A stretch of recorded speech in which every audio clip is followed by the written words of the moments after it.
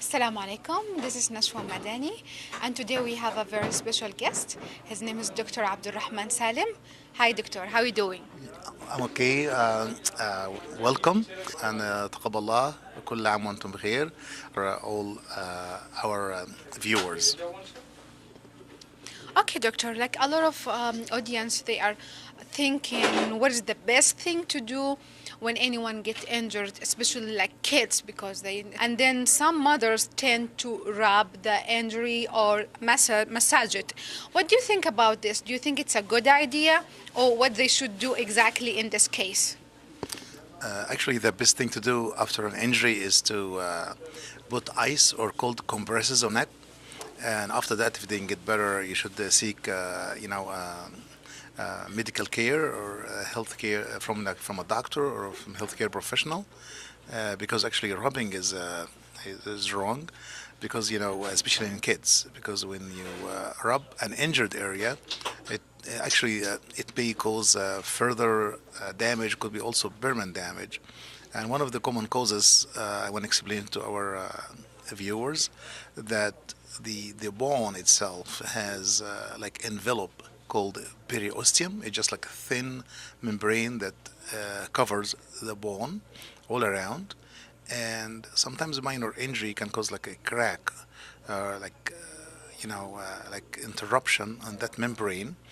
And the rule of this membrane is to keep the bone inside that envelope, because we have some cells called osteoblasts. Those cells are bone building cells. It build up new bone cells, and in younger kids, this osteoblasts or bone building cells are very active, and when there's interruption in the periosteum, which is a bone membrane, that osteoblasts can, activity increase and can build up bones outside of the bone membrane, outside of the periosteum, which can build up bones inside the muscle, and can cause what's called myositis. Can cause like myositis ossificans, which is very, could happen in children or younger age after injury. When the people rub it, can cause myositis ossificans, which can really actually like a calcium deposits or bone cell, bone calcium deposits, or we can say roughly that the bone cells inside the muscle, which make the muscle very stiff and difficult to use, and could be like really, really serious and permanent damage. So please, if you get your son or nephew or niece injured while playing in the summer, the best thing to do cold compresses or ice compresses. And the best way to apply the ice or cold compresses, never apply ice or cold compresses on the skin, on a bare skin. The best way to do it is to get a towel, make it a warm towel. Like you get the towel, wet it with a warm water. Make the towel wet first with a warm water, then squeeze it, dry, but let it wet. Then put the dry warm towel on the skin. Put the ice pack on top. That's why this to avoid the ice burn or the the force bite. So the coolness of the ice will come down to the skin gradually. So the warm towel will cool down gradually. Then will be the skin will receive the coldness of the ice very gradual, and will this to avoid forced bite or ice burn. Thank you, doctor, for this is really important, not to make it worse. And now we have another question that are all the issues coming to your center seeking help serious? No, not actually. Not every pain or every problem is serious. For example, many people think many people come with knee pain. They think it's like very serious. No, even like when you have when people say that have like whatever say bone and bone. Okay, we have another question for you, doctor. That is now is like a trend. A lot of people saying something about pain in the knee, and we want to ask you here if it's like really seriously, or is it related to a bigger disease, and what caused that exactly? Yes, many people come with knee pain. I want to say that not every knee pain is should be like something really, really serious, but you should seek the professional help. With the professional help, we do like a thorough exam and find what are the causes of the knee pain. What I want to say here that never, never give up. Keep looking for a solution for your pain, whatever it is, like knee pain. Don't say that it's bone and bone, so it doesn't help anyway. I'm going to give you two examples for this.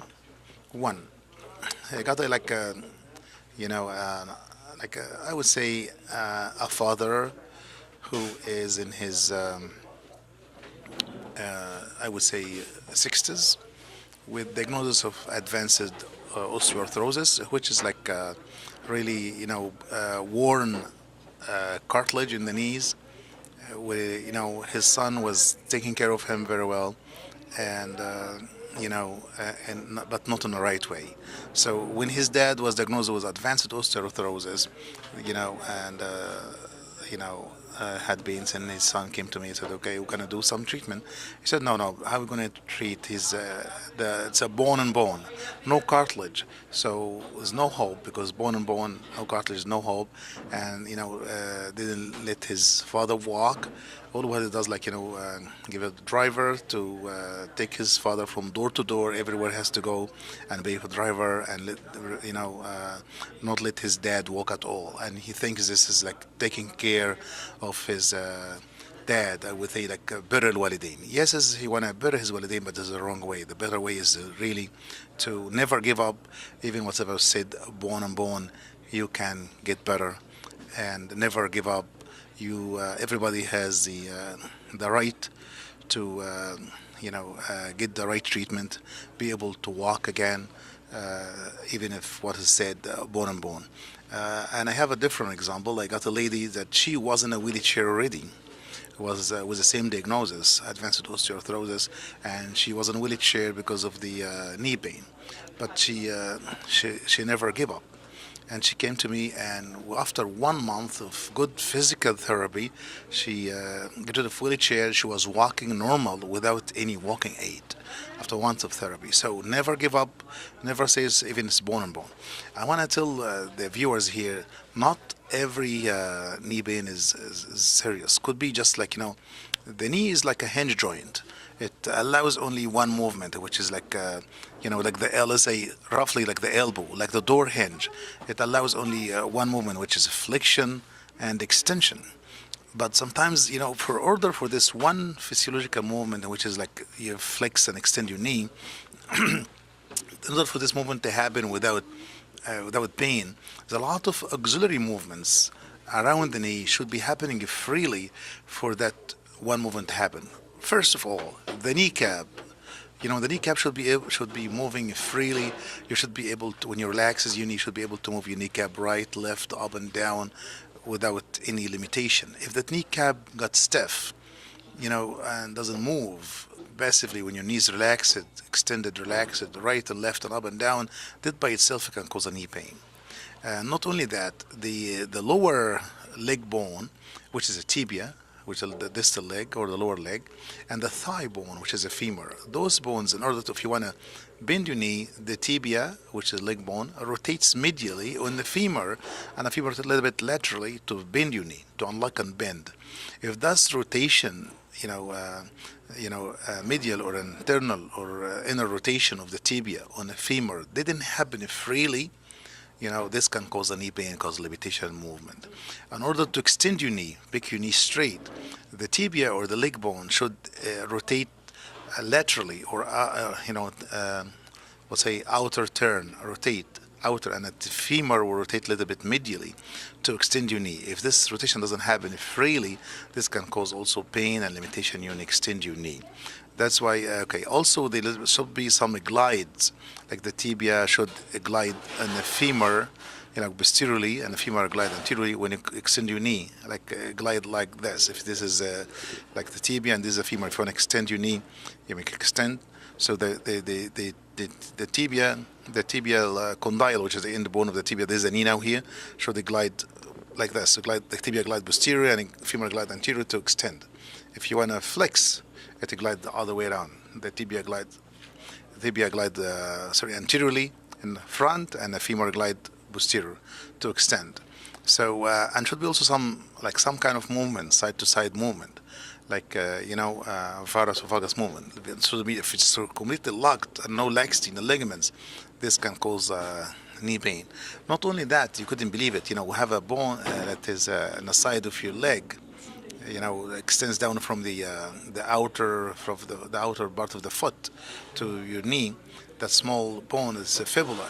Can also, this bone, if sometimes it moves anteriorly or posteriorly or gets stiff, can cause a knee pain. So ankle sprain can cause you a knee pain, and if you fix it early, the bone sometimes get out of place a little bit. It's called a positional fault.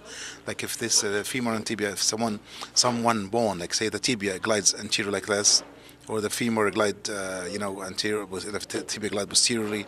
This is called a positional fault, or this can cause a knee pain. So, in order sometimes just to put that bones back in place and regain those simple auxiliary movements and freedom, this can solve the knee pain.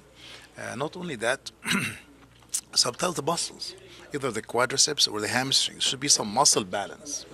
In a hamstring and the quadriceps, because both bones, like the quadriceps, attaches to the distal bone in the leg and come up, rectus femoris. Anyway, I would say is two joints muscle. Best is two joint, the hamstring and the quadriceps.